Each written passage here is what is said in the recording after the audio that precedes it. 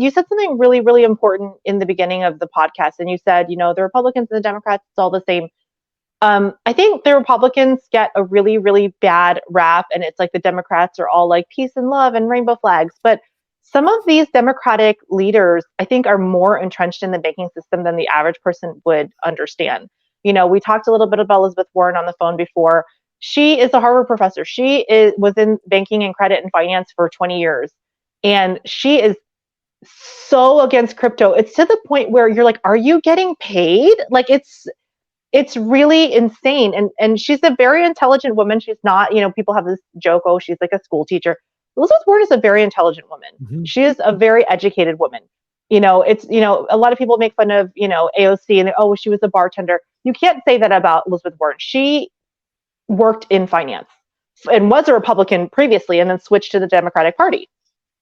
And so when she is railing against the average person having access to decentralized finance, but yet these big banks, I don't see her online at all right now railing against raising the FDIC limits to $10 million. I mean, I'm really struggling here, but who are you protecting when you're refunding $10 million in FDIC insured money? It's not the average Joe.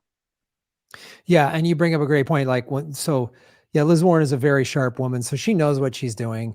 And if you go to Open Secrets, you'll see how much money she got from the banking industry. They all do. And so they're either willfully dumb, or in Liz Warren's case, I think she's paid. They're all paid to do this, just like they're paid by the healthcare industry to prevent Medicare for all.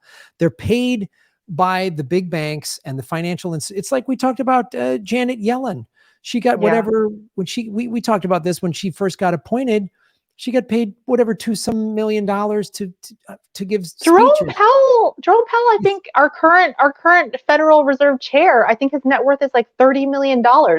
How did he get that net worth as an alleged public official that was never voted in? I know.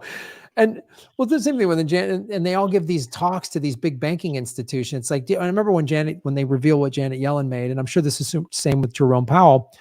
People were like, do you think the people in those big banking industries they needed her to educate them on how the financial system worked? No, they were they're paying for influence because they know she's going to be in a position of power, and she's going to pass regulation that's going to help them.